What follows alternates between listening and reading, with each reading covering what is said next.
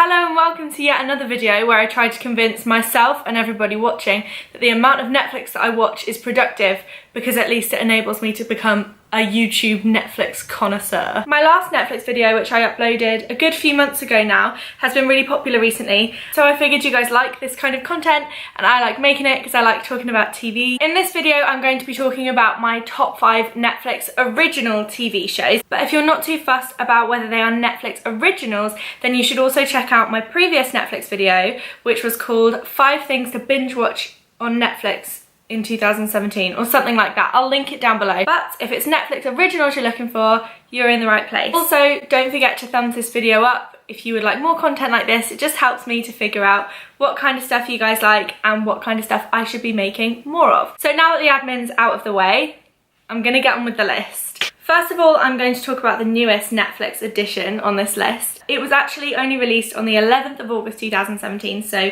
this week while I'm filming this. Atypical is a comedy series which follows a boy called Sam. He is essentially a teenage boy, he's in a high school, and he is also on the autistic spectrum, which is what a lot of the plot kind of focuses around. Him overcoming the various struggles that he faces due to his autism. While there has been a certain degree of debate surrounding the representation of autism within this show, and this is of course a conversation that is very important, making sure that representation is as accurate as possible, I think it is important to note that the symptoms and the manifestations of these vary so much that in my opinion no one could ever write an entirely unproblematic example of a character who is supposed to represent so many people. But in my completely non-expert opinion, I thought the character was relatively well written. I watched the whole series of this in one day and I loved it. So like I said, it follows the character of Sam and also his mum and dad and his sister and his therapist. His sister is definitely my favourite character. I think she's awesome. She's a really cool female character. So there is only one season of this, unfortunately. I hope they renew it, but it's so new,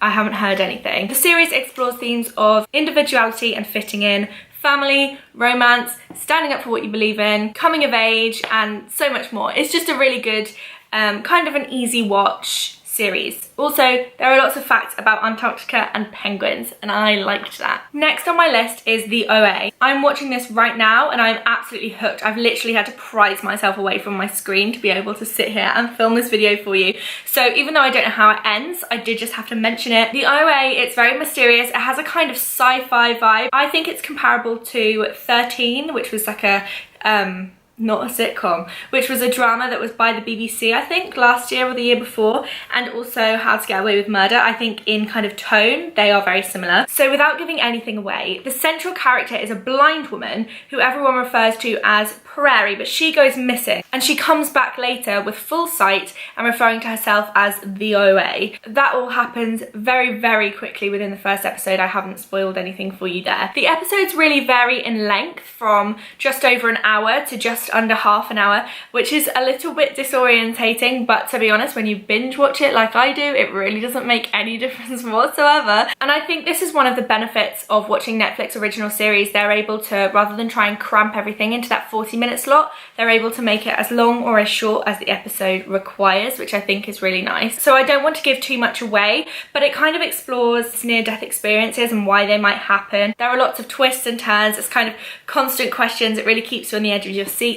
I absolutely love it so far. So if any of you have already watched the OA and you want to squeal about it with me, then put it in the comments because I would like to chat with you, or tweet me. That's probably better. Avoid spoilers for the people who haven't seen it yet. Next on my list is something a little bit different. This is a documentary style series of 10 30-minute episodes which follows Cameron Dallas, who is a Vine star / social media influencer, and it specifically follows his experience on the MagCon tour, which, if you don't know, is the meet and greet convention tour. I didn't know that before I watched the documentary. I was kind of cynical when I saw this. I watched it out of curiosity and I was actually very impressed. Essentially, it shows the journey of the MagCon tour, including quite a lot of problems with planning and a lot of other problems that they face. To be honest, it doesn't always paint Cameron Dallas in the best light, but it gives a very interesting insight into how these things run kind of behind the scenes. I've found that it doesn't matter what you think of him or of his content. That sounds like I'm throwing shade.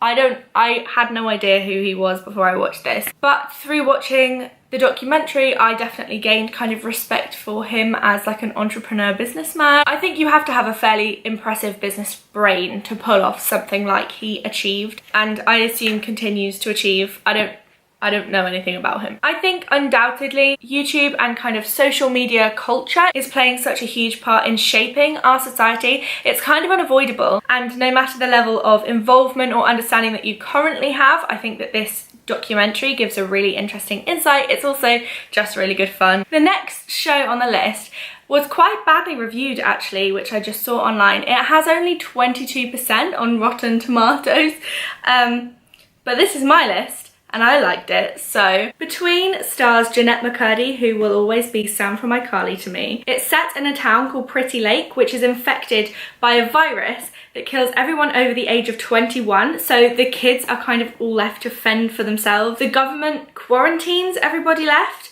And then as it goes on, there's something kind of really sinister at play, but I don't want to go into that. Spoilers and all that jazz. Oh, Sam from iCarly is pregnant too. I forgot to mention that.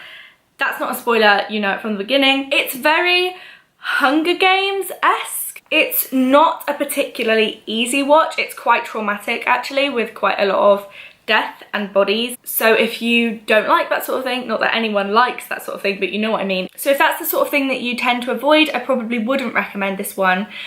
But nevertheless, it is a very interesting watch. I really like conspiracy theories. I don't believe most of them, but I find it really interesting, and I think this series kind of tapped into that area of my brain. So if that sounds interesting to you, then I would recommend Between. I'm going to finish this list with a really light-hearted one, and probably the most talked about show on the list, I would say, with Unbreakable Kimmy Schmidt. A synopsis that I found online says, rescued after 15 years in a cult, Kimmy Schmidt decides to reclaim her life by venturing to New York, where she experiences everyday life with wide-eyed enthusiasm. And to be honest, that describes it better than I could. My housemate and I often watch an episode or two of this while we eat dinner.